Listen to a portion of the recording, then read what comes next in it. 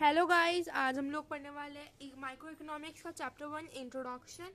तो आज हम लोग इसमें पढ़ने वाले हैं कि इंट्रोडक्शन, पहली बात इंट्रोडक्शन पढ़ेंगे, देन स्कैरसिटी पढ़ेंगे, then economic problem, then meaning of economics, then positive economic and normative economic, then micro economic and macro, then central problems of economy, opportunity cost and production possibility frontier.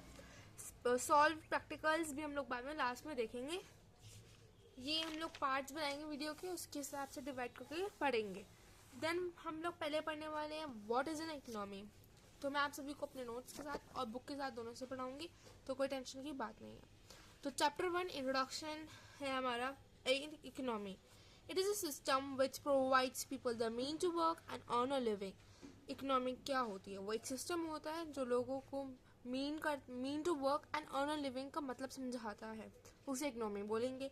Then economy activities 3 economic activities होती है, एक production, एक consumption and investment. मैं आपको इसमें detail में समझा सकती हूँ यहाँ पे, इसमें जितना देखा है। तो production, first of all production क्या होता है? किसी चीज़ का प्रोडक्शन होगा तभी उसका कंजप्शन होगा। प्रोडक्शन तभी होता है जब किसी चीज़ का कंजप्शन होता है, और कंजप्शन तब होगा जब किसी चीज़ का प्रोडक्शन होगा। तो मीन्स आप समझ सकते हैं कि दोनों एक दूसरे पर डिपेंडेड है। देन इन्वेस्टमेंट एंड और कैपिटल फॉर्मेशन। इन्वेस्टमेंट मीन्स किसी चीज़ का इन्वेस्ट करना, कैपिटल इन्वेस्ट करेंगे इसमें, और कैपिटल फॉर्मेशन मतलब अपने कैपिटल को बढ़ाना। इन्वेस्टमेंट मतलब जोड़ना, और जो कैपिटल फॉर्मेशन है उसमें हम लोग ज़्यादा अपने पैसे को बढ़ाएंगे। कैसे बढ़ाएंगे? वो इकोनॉमिक एक्टिविटीज़ के ऊपर होता है, प्रोडक्शन एंड कंजप्शन। देन हमारा 1.3 है इकोनॉमिक प्रॉब्लम। इकोनॉमिक प्रॉब्लम जैसे कि यहाँ पे दे रखा है, मैंने यहाँ पे अंडरलाइन भी कर रखा है, मैं इसमें पढ़ा देती हूँ, देन इसमें पढ़ा दूंगी। Then economic problem is a problem of choice involving the satisfaction of unlimited wants out of limited resources having alternative uses. So economic problem होती क्या है? इकोनॉमिक प्रॉब्लम ऑफ चॉइस है, जो इन्वॉल्व करती है सेटिस्फैक्शन को, जो अनलिमिटेड वांट्स में से हम लोग लिमिटेड रिसोर्सेज है, मीन्स जो हमारी अनलिमिटेड वांट्स हैं और हमारे पास लिमिटेड रिसोर्सेज हैं, और हमारे जो अनलिमिटेड वांट्स हैं, हमारी वांट्स जो है अनलिमिटेड है, रिसोर्सेज लिमिटेड है, और जो रिसोर्सेज है उनके ऑल्टरनेटिव यूजेस है। तो वो हमारी प्रॉब्लम है कि हम लोग कैसे चॉइस, प्रॉब्लम है हमारी चॉइस की, जो हमें सेटिस्फैक्शन दिलवाती है, जिसके अंदर हमें सेटिस्फैक्शन चाहिए होता है अनलिमिटेड वांट्स का, वो भी लिमिटेड रिसोर्सेज के साथ, जिनके ऑल्टरनेटिव यूजेस हैं। तो इसे हम लोग बोलेंगे इकोनॉमिक प्रॉब्लम। ठीक है, तो हम लोग बेसिक सा पॉइंट याद करेंगे, economic problem is a problem of choice. Then इसके हिसाब से यहाँ पे मैं आपको पढ़ा देती हूँ 3 रीजंस होते हैं scarcity of resources. Scarcity resources means resources, land, labor, capital, etc. are limited in relation to their demand, and the economy cannot produce all that people want. Means जो resources है जैसे land, labor, capital, etc. ये limited है, वो भी हमारी demand के, जो इकोनॉमी हमारे लिए प्रोड्यूस नहीं कर सकती जो सारे लोग चाहते हैं। मीन्स हमारे पास स्कैरसिटी है रिसोर्सेज की, मतलब लिमिटेड रिसोर्सेज है, उनकी डिमांड के रिलेशन में रख के, डिमांड हमारी अनलिमिटेड है, तो एक प्रॉब्लम हो जाती है जो कि पीपल चाहते हैं हम लोग सारी इकोनॉमी में प्रोड्यूस नहीं कर सकते हैं, तो हमारी स्कैरसिटी ऑफ रिसोर्सेज ये कहता है। इसके आगे पढ़े तो it is the basic reason for the existence of people problem in all economic problem.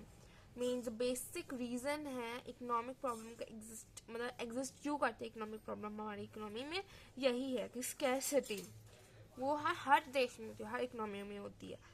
Then scarcity is universal and applied to all individual, organization and countries.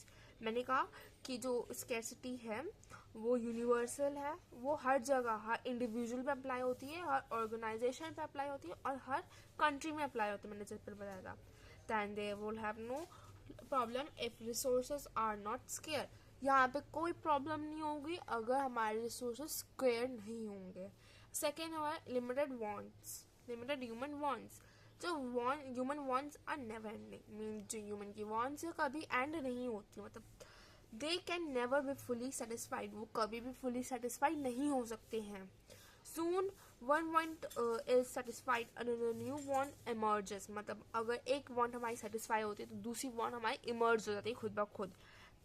The want of people are unlimited and keep on multiplying and cannot be satisfied due to limited resources. Means जो human wants है वो unlimited है और multiply होती रहती है. Means एक want खत्म होती है तो दूसरी want खुद पर emerge हो जाती है, जिसकी वजह से हम लोग कभी भी पूरी तरीके से satisfy नहीं हो पाते क्योंकि limited resources की वजह से. Means हमारे पास limited resources है, unlimited wants है, तो कभी भी हम लोग fully satisfied नहीं हो पाते हैं. देन यहाँ पे देखा है human wants also differ in purities. Means हमारी जो ह्यूमन वांट्स है वो अलग अलग प्योरिटीज में होती है, डिफरेंट होती है हर एक चीज़ में. All wants are not equal instances में, मतलब सारी वांट्स हमारी इक्वल नहीं होती है. For every individual some wants are more important and urgent. Means हमारी हर इंडिविजुअल के लिए कुछ वांट्स ज़्यादा इंपॉर्टेंट होती है और अर्जेंट होती है, अलग कंपेयर करें दूसरी वांट्स से. तो due to this reason, people allocate their resources in order of preference to satisfy some of their wants. Means इन्हीं reasons की वजह से जो लोग होते हैं, जो people हैं, वो लोग क्या करते हैं, अपनी इन्हीं चीज़ों को याद रखते हुए अपनी satisfy करते हैं wants को. Means जो ज़्यादा अर्जेंट है, जो ज़्यादा इंपॉर्टेंट है, पहले उसे सेटिस्फाई करते हैं. मीन्स हम चूज करते हैं. तो हमने लिखा है if all wants human wants had been of equal importance then it would have become impossible to make choices. Means अगर सारी ह्यूमन की wants इक्वल होती, इक्वल इंपॉर्टेंस होती सारी ह्यूमन की wants की, तो यहाँ पे ये इम्पॉसिबल हो जाता चॉइस करना इनके बीच में. तो ये दे रखा है अनलिमिटेड ह्यूमन wants में. Then alternative uses. Resources are not only scarce. जो रिसोर्सेज है वो स्केयर ही नहीं है, but they can also be put to various uses. वो और भी वेरियस यूजेस के साथ भी हम लोग यूज़ कर सकते हैं. It make choice among resources more important. ये चॉइस पैदा करते हैं इंपॉर्टेंट रिसोर्सेज के बीच में. For example petrol is use not only in vehicle. जो पेट्रोल है वो व्हीकल के अंदर ही यूज़ नहीं होता, but also running machine, generator etcetera. वो मशीन्स और जनरेटर को रन करने के लिए, चलाने के लिए भी यूज़ होता है. As a result economy has to make choice between the alternative uses of the given resources. Means economy को चॉइस बनानी पड़ती है alternative uses के बीच में जो हमारे resources हमें देते हैं. जो हमने ऊपर देखा पेट्रोल सिर्फ और सिर्फ व्हीकल्स के अंदर यूज़ नहीं हो सकता, मशीन और जनरेटर को रन करने में भी यूज़ होता है. ये वाला कुछ इम्पॉर्टेंट नहीं है, इसके हिसाब से भी करेंगे. देन हमारा जो इसमें दे रखा है इसमें देखते हैं.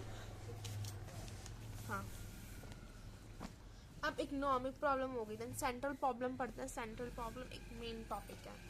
तो central problem of an economy. Central problem क्या है इकोनॉमी की? पहली what to produce. Consumption means what to produce क्या करना है हमें, वो हमारी इकोनॉमिक प्रॉब्लम है.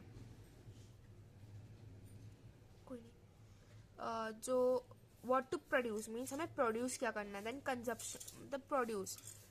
प्रॉब्लम क्या, पहली प्रॉब्लम है what to produce. Economic activity consumption. अगर कंजप्शन हो रहा है जिस चीज़ का ज़्यादा यूज़ हो रहा है, हमें उसी चीज़ को प्रोड्यूस करना है, तो इकोनॉमिक एक्टिविटी के ऊपर डिपेंड होती है हमारी इकोनॉमिक प्रॉब्लम. मीन्स कंजप्शन हो रहा है तो हम प्रोड्यूस करेंगे ना उस चीज़ को. अगर नहीं हो रहा तो क्यों करेंगे. तो वो कनेक्टेड कैसे है, जैसे कि कंज्यूमर गुड्स करे, कैपिटल गुड्स करे, सिविल करे या वॉर गुड्स करे, तो इनके बीच में हम लोग को कनेक्टेड है. Then how to produce. कैसे प्रोड्यूस करें. प्रोडक्शन कैसे होता है, प्रोडक्शन कैसे होता है इकोनॉमिक एक्टिविटी. उसका प्रोडक्शन होगा तो कैसे किस टेक्निक से करें. इसमें LIT NCIT होगा, से होल्ड करते हैं, आगे बढ़ेंगे. तो फॉर वूम टू प्रोड्यूस, किसके लिए प्रोड्यूस करना है. अगर इन्वेस्टमेंट करनी है उसके हिसाब से करना है, कैपिटल फॉर्मेशन के हिसाब से करना है. इसमें कैसे कनेक्टेड होता है. मोर पुअर एंड लेस रिच. हम ऐसे हम लोग इसका प्रोड्यूस, उन लोगों को प्रोड्यूस करें जो ज़्यादा पुअर खरीदे और लेस रिच खरीदे, या मोर रिच एंड लेस पुअर, या ऐसे खरीदें जो ज़्यादा रिच खरीदे एंड लेस पुअर खरीदे. तो ये है इसका. देन इसको हल्का डीपली पढ़ते हैं.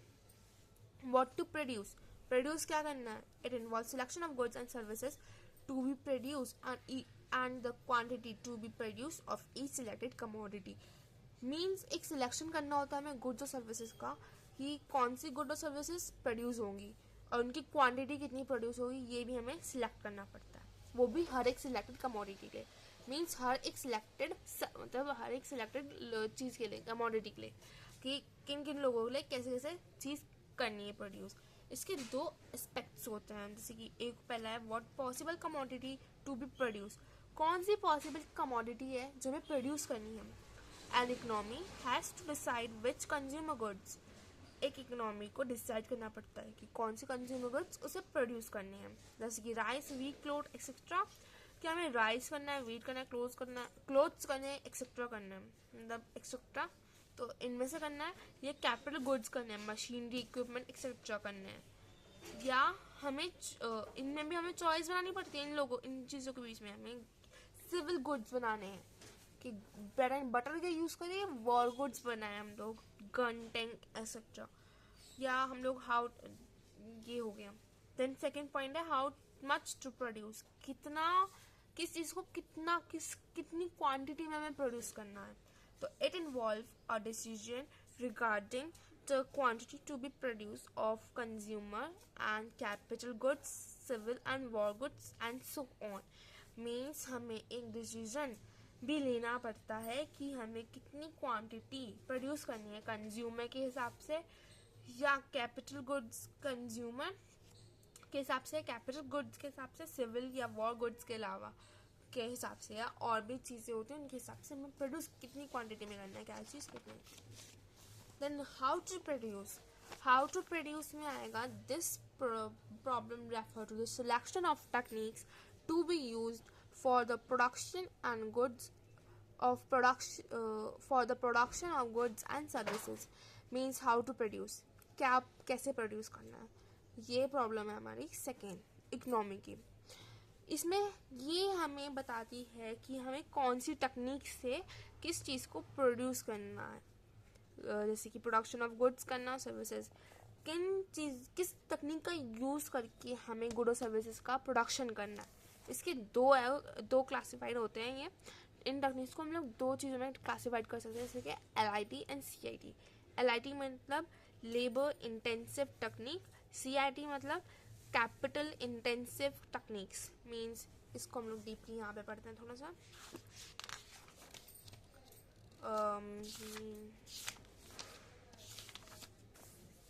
ये रहा, तो देखो मैं बताती हूँ कैसे। लेबर इंटेंसिव टेक्निक, ये क्या होता है, इसमें मोर लेबर चाहिए होती है, लेस कैपिटल चाहिए होती है। इसमें क्या होता है, एक जो लेबर है वही हमारी मशीन का काम करती है। इसमें ये LIT mean labour intensive technique कहाँ यूज़ होती है, इंडिया में ज़्यादा यूज़ होती है, क्योंकि यहाँ पे लेबर ज़्यादा है, और मतलब लेबर ज़्यादा यूज़ कर सकता है, कैपिटल का मतलब मशीनरी कम यूज़ करते हैं हम लोग यहाँ पे। देन यहाँ पे कैपिटल इंटेंसिव टेक्निक में क्या होता है, ये कैपिटल यहाँ पे ज़्यादा होता है और लेबर कम यूज़ होती है। इंग्लैंड हो गए, US हो गए, यहाँ पे इन कंट्रीज़ में क्या होता है, ये लोग CIT यूज़ करते हैं क्योंकि वहाँ पे लेबर की कमी होती है, तो इसलिए वहाँ पे कैपिटल मीन्स मशीनरी का यूज़ होता है। तो ये हो गया हमारा हाउ टू प्रोड्यूस। सेकेंड हमारा फॉर वूम टू प्रोड्यूस, किसके लिए प्रोड्यूस करना है, इसमें से पढ़ते हैं नोट्स में से। Then it relates to the distribution of production produced goods and services among the individual within the economy। ये एक डिस्ट्रीब्यूशन करता है गुड्स और सर्विसेज का हर एक इंडिविजुअल के हिसाब से, वो भी जो हमारी इकोनॉमी में आता है। देन इसमें क्या होता है, इसमें दो पॉइंट्स मैं आपको बता देती हूँ। जैसे selection of category of people who will ultimately consume the goods, means यहाँ पे सिलेक्शन होता है उन कैटेगरी ऑफ पीपल का कि कौन इस गुड का अल्टीमेटली मतलब ज़्यादा से ज़्यादा यूज़ कर सकता है, कौन कम से कम यूज़ करेगा। मीन्स हमें सिलेक्शन करना पड़ता है ये गुड और सर्विसेज किसके लिए प्रोवाइड करनी है। Then produce goods for more poor and less rich और more rich and less poor. मैंने बताया था फॉर वूम टू प्रोड्यूस में हमें ऐसे गुड प्रोड्यूस करने पड़ते हैं जिसके हम लोग इस हिसाब से इसमें गुड और सर्विसेज प्रोड्यूस करते हैं कि वो मोर पुअर यूज़ करेंगे और लेस रिच यूज़ करेंगे, या लेस पुअर और मोर रिच करेंगे। तो इस हिसाब से हमें इसमें करना पड़ता है। आज के लिए इतना ही, थैंक यू, बाय।